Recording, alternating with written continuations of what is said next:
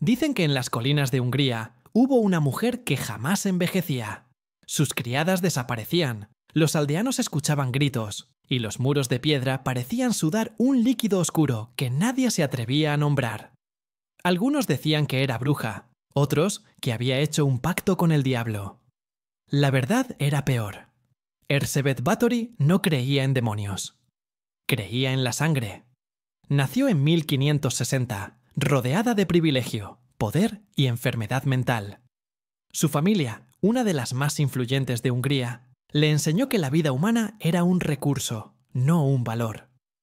Desde niña presenció torturas y castigos como parte del orden natural. Esa exposición al horror se mezcló con una inteligencia fría y un control absoluto sobre quienes la rodeaban. Cuando se casó con el conde Nadasdy, su vida pareció estabilizarse, una alianza entre dos linajes que gobernaban territorios enteros. Pero el conde pasaba la mayor parte del tiempo en guerra, y Erzsébet, sola en su castillo, empezó a explorar los límites del poder y de su propio placer. Al principio eran simples castigos a las sirvientas, una mala costura, un cabello fuera de lugar, una mirada equivocada. Su ira era inmediata y desproporcionada, pero dentro de esa violencia comenzó a encontrar algo más, una sensación de dominio absoluto. Una noche, al golpear a una joven, una gota de sangre cayó sobre su piel. Ella juró que en ese punto exacto, su piel se volvió más clara, más tersa. Esa idea se incrustó en su mente como una revelación divina.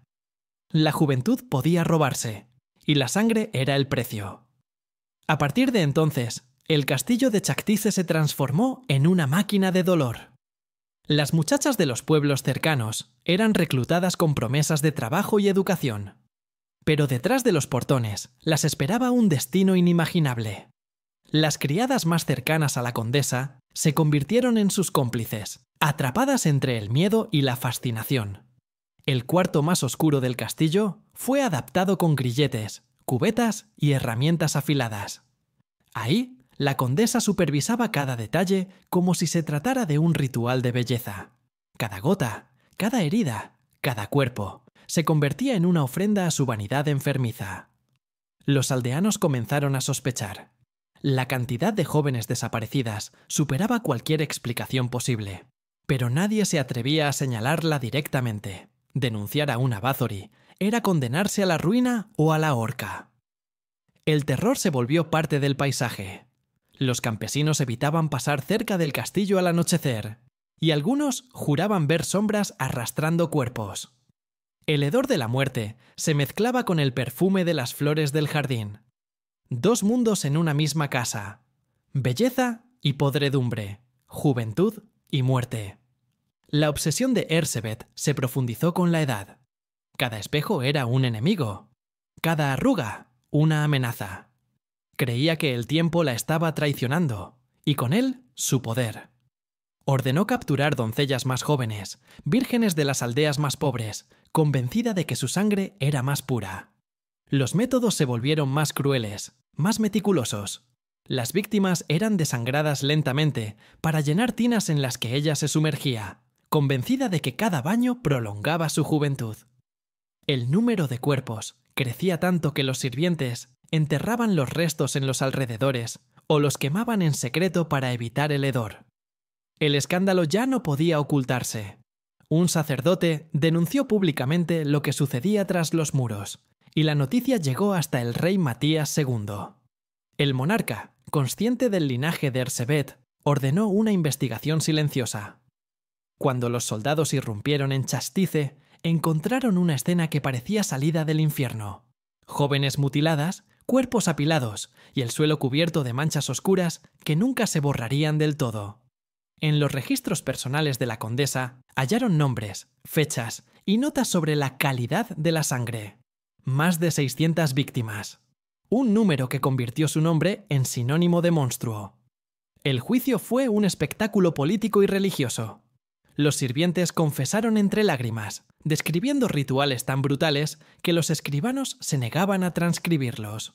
Ella, en cambio, permaneció inmóvil, altiva, sin una palabra de arrepentimiento. No fue ejecutada. Su rango era demasiado alto. En cambio, fue encerrada en una habitación de piedra, sellada con ladrillos. A través de un pequeño hueco, recibía comida y agua, nada más. 4 años después, la encontraron muerta. Su cuerpo estaba rígido, pero su rostro parecía el de una mujer dormida. Tras su muerte, comenzó otra historia, la de la leyenda. Algunos cronistas aseguraron que había sido víctima de una conspiración para arrebatarle su fortuna. Otros insistieron en que era la prueba de que el mal puede habitar incluso en la nobleza más refinada. Con el paso de los siglos, Erzsébet Báthory se convirtió en el arquetipo de la vampira, la precursora del mito de la sangre que rejuvenece. Su historia cruzó fronteras, inspiró novelas, películas y pesadillas.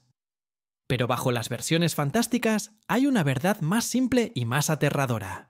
El deseo de eternidad siempre exige un precio. Los muros del castillo de Cháchtise aún se mantienen en pie, cubiertos de musgo y silencio.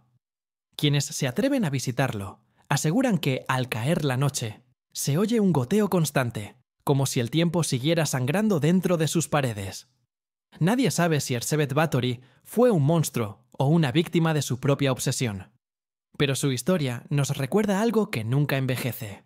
La humanidad siempre ha estado dispuesta a destruir lo que ama, con tal de no mirar su propia decadencia.